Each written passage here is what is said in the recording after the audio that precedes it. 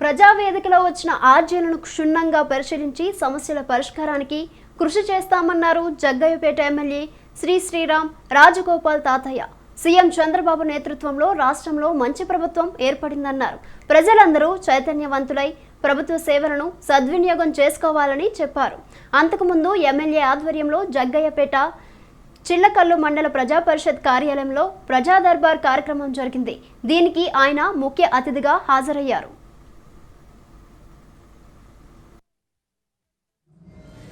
అందరి యొక్క ఆ గ్రామంలో ఆ ప్రజల యొక్క సమస్యలు తెలుసుకొని ఏ డిపార్ట్మెంట్ సాగ్రిగేట్ చేసి అన్ని పరిష్కారం చేయడం కోసం ముఖ్యమంత్రి ఆదేశాల ప్రకారం ప్రతి కాన్స్టిట్యున్సీని కూడా వారానికి ఒక రోజు 4 వారాల్లో కాన్స్టిట్యున్సీ మొత్తం కూడా కంప్లీట్ చేయాలి.